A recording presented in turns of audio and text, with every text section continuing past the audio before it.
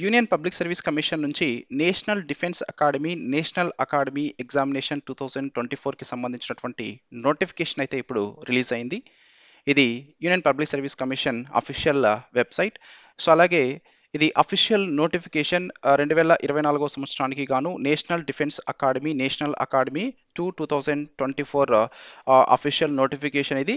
So ఈ notification అయితే మే 15న release అయింది.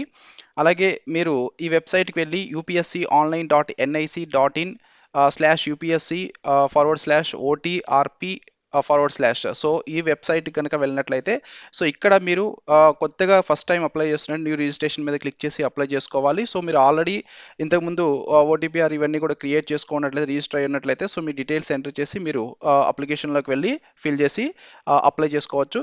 సో ఈ ఎలా అప్లై చేయాలనేది మనం తర్వాత చూద్దాం. అయితే ఈ వీడియోలో కంప్లీట్గా అసలు ఈ నోటిఫికేషన్ డీటెయిల్స్ అయితే మనం తెలుసుకుందాం. ఓవరాల్గా ఎన్ని వేకెన్సీస్ ఉన్నాయి, అలాగే లాస్ట్ డేట్ ఎప్పుడు, సో ఎప్పటి నుంచి మీరు ఈ ఎగ్జామ్కి అప్లై చేసుకోవచ్చు, అలాగే అప్లికేషన్ ఫీజు ఎంత ఉంటుంది, అండ్ ఏజ్ లిమిట్ ఏంటి, అలాగే క్వాలిఫికేషన్ ఏంటి, అండ్ మోస్ట్ ఇంపార్టెంట్లీ దీనికి సిలబస్ ఏముంది, అండ్ స్కీమ్ ఆఫ్ ఎగ్జామినేషన్ ఎలా ఉంటుంది, ఇలాంటి విషయాలన్నీ కూడా మనం తెలుసుకుందాం.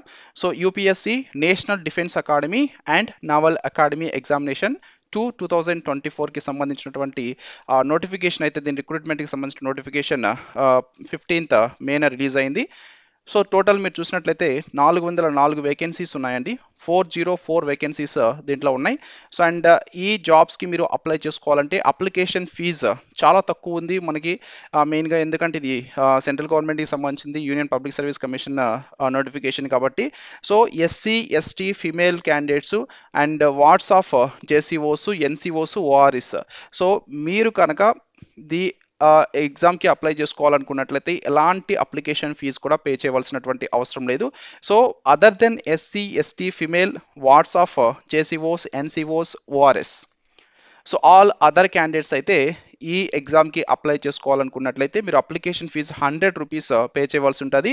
సో ఆన్లైన్ ద్వారా ఈ ఎగ్జామ్కి అయితే అప్లై చేసుకోవాలి. సో మీకు బ్యాంక్ అకౌంట్ నుంచి లైక్ మీ డెబిట్ కార్డ్ నుంచి కానీ, క్రెడిట్ కార్డ్ నుంచి కానీ, యూపీఐ పేమెంట్ ద్వారా కానీ, నెట్ బ్యాంకింగ్ ద్వారా కానీ, సో ఇలాగ ఆన్లైన్ ఏ పేమెంట్ ద్వారా అయినా సరే దీనికి పేమెంట్ చేయొచ్చు. అండ్ ఇంపార్టెంట్ డేట్స్ ఇవి మనం గుర్తుపెట్టుకోవాలి తప్పనిసరిగా. నోటిఫికేషన్ వచ్చిందైతే 2024 మే 15న యూపీఎస్సీ నుంచి నోటిఫికేషన్ రిలీజ్ అయింది. అండ్ మీకు అప్లై చేసుకోవడానికి లాస్ట్ డేట్ జూన్ 4 వరకు ఉందండి. జూన్ 4 6 PM వరకు మీరు ఈ ఎగ్జామ్కి రాయాలనుకున్నట్లయితే అప్లై చేసుకోవచ్చు. అలాగే మీరు అప్లై చేసుకున్నప్పుడు ఏదన్నా ఇన్కరెక్ట్ డీటెయిల్స్ కనుక ఎంటర్ చేసినట్లయితే వాటిని కరెక్షన్ చేసుకోవాలనుకున్నట్లయితే మాత్రం జూన్ 5th నుంచి జూన్ 11th వరకు మీకు కరెక్షన్ చేసుకునే దానికి అవకాశం ఉంది. And most importantly examination date వచ్చేసరికి సెప్టెంబర్ 1వ తేదీన అయితే మీకు ఎగ్జామినేషన్ డేట్ ఇవ్వడం జరిగింది. So remember. అలాగే ఏజ్ లిమిట్, సో ఏజ్ లిమిట్కి వచ్చేసరికి 2006 జనవరి 2కి ముందు జన్మించి ఉండకూడదు మినిమం. అలాగే 2009 జనవరి 1 తర్వాత జన్మించి ఉండకూడదు.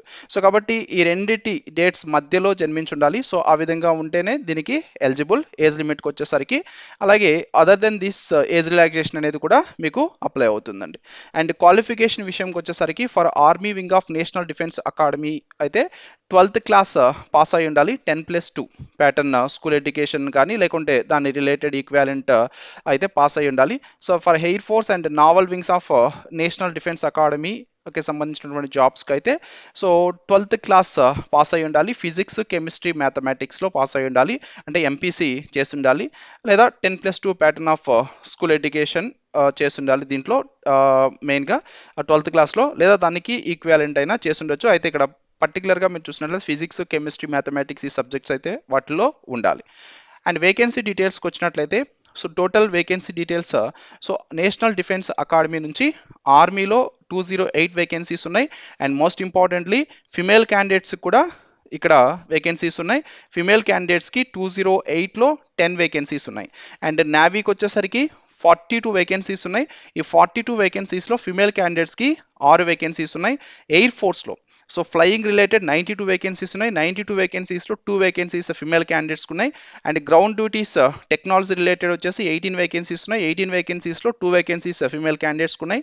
గ్రౌండ్ డ్యూటీస్లో నాన్ టెక్నికల్ సో 10 వేకెన్సీస్ ఉన్నాయి. 10 వేకెన్సీస్లో 2 వేకెన్సీస్ ఫిమేల్ క్యాండిడేట్స్కి అయితే ఉన్నాయి. సో మీరు ఆర్మీలో, నేవీలో, ఎయిర్ ఫోర్స్లో మూడిట్లో కూడా ఫిమేల్ క్యాండిడేట్స్ కూడా ఇక్కడ వేకెన్సీస్ ఉన్నాయండి. And naval academy 10+2 cadet entry స్కీమ్కి వచ్చేసరికి 34 వేకెన్సీస్ ఉన్నాయి. ఈ 34 వేకెన్సీస్లో 5 వేకెన్సీస్ ఫిమేల్ క్యాండిడేట్స్కి అయితే అవైలబుల్ ఉన్నాయి. సో ఇది ఓవరాల్గా వేకెన్సీస్ లిస్ట్ మనం ఆల్రెడీ చూసాం. సో అయితే స్కీమ్ ఆఫ్ ఎగ్జామినేషన్ ఎలా ఉంటుంది, అలాగే ఈ ఎగ్జామినేషన్కి సిలబస్ ఏంటి, ఇవి రెండు కూడా చాలా చాలా ఇంపార్టెంట్. సో ఇది మొత్తం కూడా మీకు ఆబ్జెక్టివ్ ప్యాటర్న్లోనే ఉంటుందండి ఎగ్జామ్. సో హియర్ మెయిన్గా మీరు తీసుకున్నట్లయితే సో 2 పేపర్స్ ఉంటాయి అన్నట్లు. హియర్ మ్యాథమెటిక్స్ ఉంటుంది ఫస్ట్. సో మ్యాథమెటిక్స్ టోటల్ 300 మార్క్స్కి ఉంటుంది. 2.5 అవర్స్ ఎగ్జామ్ ఉంటుంది. సో తర్వాత జనరల్ ఎబిలిటీ టెస్ట్ ఉంటుంది. So general ability test 2.5 hours ఉంటుంది. 600 మార్క్స్కి ఉంటుందండి. సో ఈ విధంగా సో టోటల్ 900 మార్క్స్కి. సో 900 మార్క్స్ తర్వాత ఎస్ఎస్బి టెస్ట్ లేదా ఇంటర్వ్యూ అంటాం. సో ఇంటర్వ్యూ మళ్ళీ ఇంకొక 900 మార్క్స్కి ఉంటుంది. సో కాబట్టి ఇక్కడ రిటర్న్ టెస్ట్ ఉంటుంది, అలాగే ఇంటర్వ్యూ ఉంటుంది. సో రెండింటి ఆధారంగా అయితే మిమ్మల్ని సెలెక్ట్ చేయడం జరుగుతుంది. అండ్ స్కీమ్ ఆఫ్ సిలబస్కి మనం కనుక చూసినట్లయితే so here syllabus of the examination. So paper 1 mathematics. Paper 1 mathematics. So మ్యాథమెటిక్స్లో మీకు ఆల్జీబ్రా ఉంటుంది, అండ్ మెట్రిసెస్ అండ్ డిటర్మినెంట్స్ ఉంటుంది, ట్రిగ్నోమెట్రీ ఉంటుంది, analytical geometry of the 2 and 3 dimensions ఉంటుంది, అండ్ డిఫరెన్షియల్ క్యాలిక్యులస్ ఉంటుంది. సో దాంట్లో ఓవరాల్గా కాన్సెప్ట్స్ కూడా ఇక్కడ ఇచ్చారండి. సో ప్రతి దాంట్లో కూడా మీరు చూసినట్లయితే సో ఈ చాప్టర్లో దీనికి సంబంధించినటువంటి concepts so and integral calculus and differential equations related questions ఉంటాయి, and vector algebra related questions ఉంటాయి, statistics and probability related questions ఉంటాయి. సో ఎంత కూడా పేపర్ 1.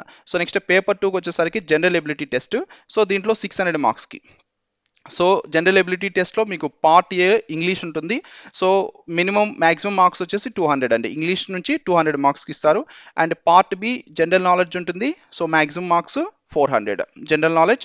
సో జనరల్ నాలెడ్జ్లో మీకు physics, chemistry, general science, social స్టడీస్కి వచ్చేసరికి మీకు జియోగ్రఫీ, హిస్టరీ, పాలిటీ సో ఇవన్నీ కూడా ఉంటాయి.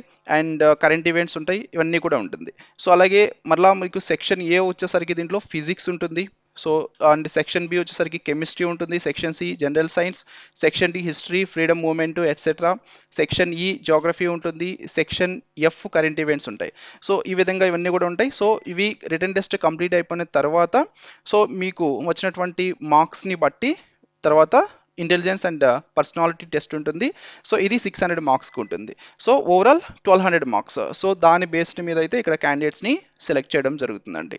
సో తప్పనిసరిగా అప్లై చేయండి మీరు ఎలిజిబుల్ ఉన్నట్లయితే. So please try. Okay, thank you, all the best.